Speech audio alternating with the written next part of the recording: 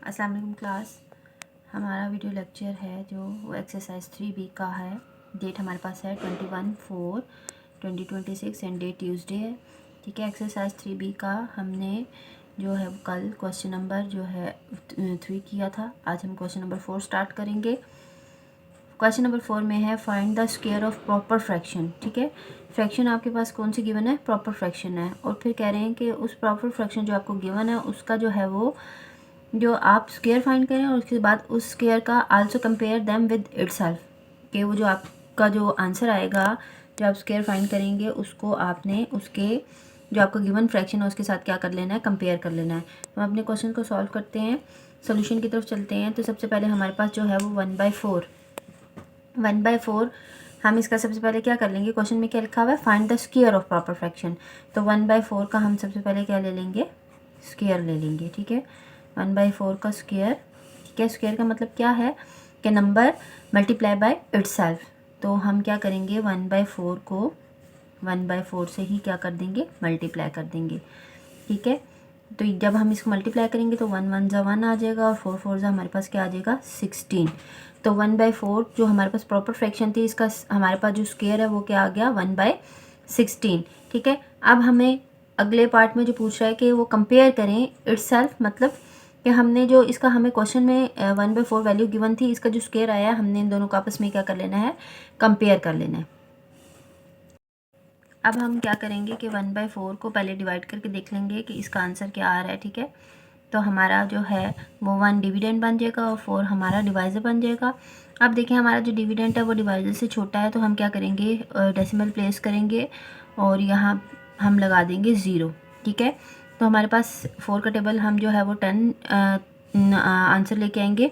तो 4 2 ज़ा 8, 4 के टेबल में 10 नहीं आता तो हमने 4 2 ज़ा 8 तक इसका टेबल पढ़ लिया। ठीक है, अब 10 में से 8 को माइनस करेंगे तो हमारे पास क्या आ जाएगा? 2 आ जाएगा। ठीक है, हमारे पास ऑलरेडी हम डेसिमल प्लेस कर चुके हैं तो हम एक 0 लगा देंगे नीचे। 4 5 ज़ा 20, इसका आंसर क्या आ गया हमारे पास?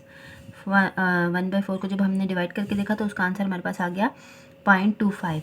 अब हमारे पास ये जो स्क्वायर हमने फाइंड किया हुआ इसका हम जो है वो डिवाइड करके आंसर निकाल लेंगे। जब हम इसको डिवाइड करेंगे तो उसका आंसर हम देख लेते हैं कि हमारे पास क्या आता है। 1 हमारा डिविडेंड बन जाएगा और 16 हमारा डिवाइज़र बन जाएगा। आप देखिए हमारे पास जो डिविडेंड है वो डिवाइज़र से छोटा है, तो हम क्या कर लेते हैं? डेसिमल प्लेस करेंगे। डेसिमल प्लेस करने के बाद हम 0 लगाएंगे।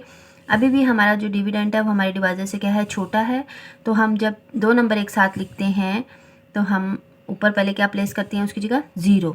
ठीक है, फिर हम यहाँ पे एक और 0 ऐड कर देंगे तो हमारे पास अब हमारे पास क्या बन गया? 100 बन गया। अब हमने 16 का टेबल पढ़ना है कि हमारे पास जो 100 आ जाए। ठीक है, तो 16 हमारे पास 6 ज़ा 96 होता है।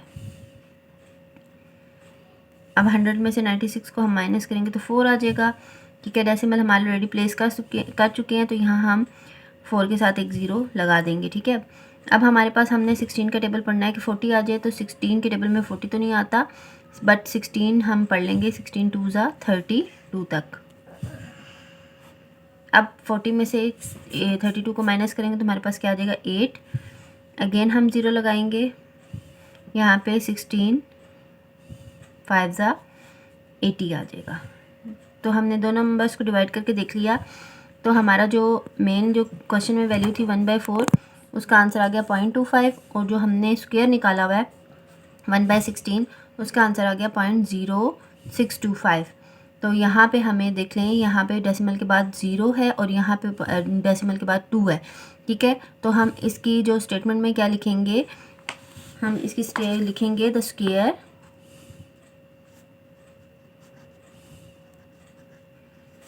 ऑफ 1/4।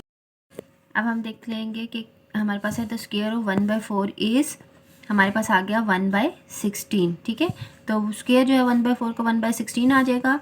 तो 1/4 हम क्या लिख देंगे अपनी स्टेटमेंट में? 1/4 is greater than its square, ये वो अपने स्क्वायर से क्या है? बड़ा है। ठीक है, तो हम यहाँ पे इसको कंपेयर कर लेंगे। यहाँ पे लिख देंगे 1/16 इज़ लेस देन 1/4। 4। ये हमारा आंसर आ गया। पार्ट नंबर 1 सॉल्व करने के बाद हम पार्ट नंबर 3 सॉल्व करेंगे। पार्ट नंबर 3 में हमारे पास वैल्यू है 1/9। ठीक है, तो सबसे पहले जो हमारे पास जो गिवन नंबर है, प्रॉपर फ्रैक्शन गिवन है हमारे पास 1/9, उसका हम क्या ले लेंगे, स्क्वायर ले लेंगे।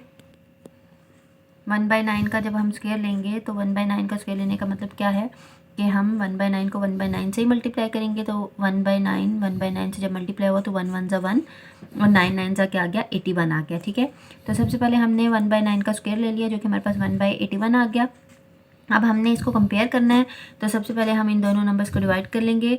तो जैसे हम 1 को हमने डिवाइड करना है 9 के साथ, तो जो है वो 1 हमारे पास छोटी वैल्यू है तो हम डेसिमल प्लेस किया हमने और उसके साथ हमने क्या लगा दिया, 0।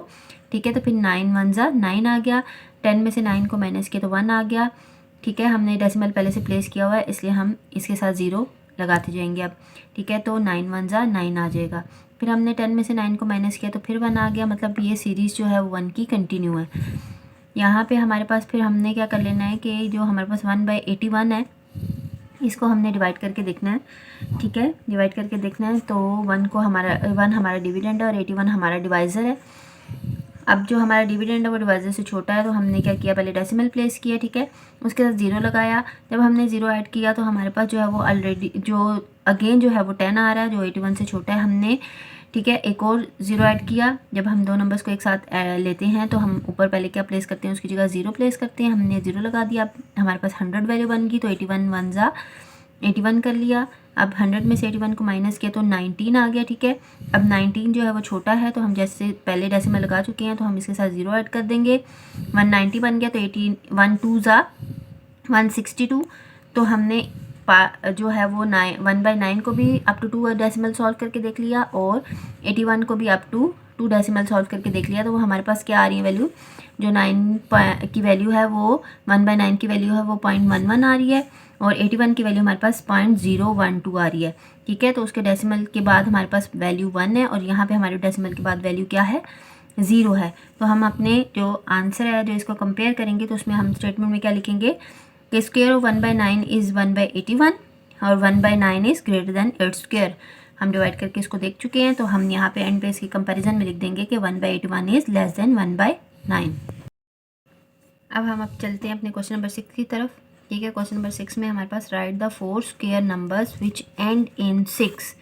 ठीक है, कि आपने 4 स्क्वायर नंबर्स लिखने हैं कि अगर हम उनका स्क्वायर लें तो उसकी जो है लास्ट डिजिट क्या हो, 6 हो। ठीक है, तो सबसे पहले हम देख लेते हैं कि हमारे पास जैसे सबसे पहले हम 2 का स्क्वायर लिखते हैं तो 2 का स्क्वायर वो क्या आ जाता है, 4 आ जाता है। 3 का स्क्वायर लेते हैं तो हमारे पास क्या आ जाता है, 3 × 3 9 आ जाता है। ठीक है, तो हमारे पास हमने जो नंबर लिया 4 का स्क्वायर। ठीक है, 4 का स्क्वायर लेंगे तो 4 × 4 क्या आ जाएगा, 16 आ जाएगा। तो देखिए सबसे पहले हमारा जो नंबर बन रहा है वो 4 है, क्योंकि जब हम इसका स्क्वायर लेते हैं तो उसका जो एंड नंबर जो है वो क्या बन रहा है, 6 बन रहा है। ठीक है, फिर हम 5 की तरफ चलते हैं तो 5 और 5 को मल्टीप्लाई करें तो 25 आता है, वो भी 5 पे एंड होता है, वो 6 नहीं आता। ठीक है, अगला नंबर हमारे पास 6 है तो 6 का स्क्वायर लेंगे तो 6 × 6 हमारे पास 36 आ जाएगा। तो 36 जो है वो कहाँ पे एंड हो रहा है, 6 पे। ठीक है, इसी तरह हमारा नेक्स्ट डिजिट जो हम लोगों ने ले लिया, नेक्स्ट नंबर जो हमारे पास ले लिया वो 14 आ गया। जब हम 14 को 14 से मल्टीप्लाई करते हैं तो 14 का स्क्वायर हमारे पास आ जाता है 196। तो यहाँ पे भी देखें ये भी किस पे एंड हो रहा है, 6 पे एंड हो रहा है। इसी तरह हम 16 ले लेंगे तो 16 का स्क्वायर हमारे पास आ जाता है 256। तो ये भी हमारे पास कहाँ पे एंड हो रहा है, 6 पे। ठीक है, तो क्वेश्चन हमारा क्या था कि 4 स्क्वायर नंबर्स आपने लिखने हैं विच एंड इन 6, के वो 4 स्क्वायर नंबर्स आपने लिखने हैं कि जिनका अगर हम स्क्वायर लेते हैं तो उनके आंसर का लास्ट वाला डिजिट जो है वो क्या आना चाहिए, 6। तो पहला नंबर हमारे पास क्या आ गया, 4। सेकेंड नंबर हमने 6 ले लिया। थर्ड नंबर हमारे पास आ गया 14 एंड फोर्थ नंबर हमारे पास है 16। अब आप लोगों का जो क्वेश्चन नंबर 4 हमने सॉल्व किया उसका पार्ट नंबर 1 एंड 3 सॉल्व किया है और इसका पार्ट नंबर 2 1/7 और पार्ट नंबर 4 4/11 जो है वो आपका होमवर्क है, ये आपने होमवर्क में कंप्लीट करना है।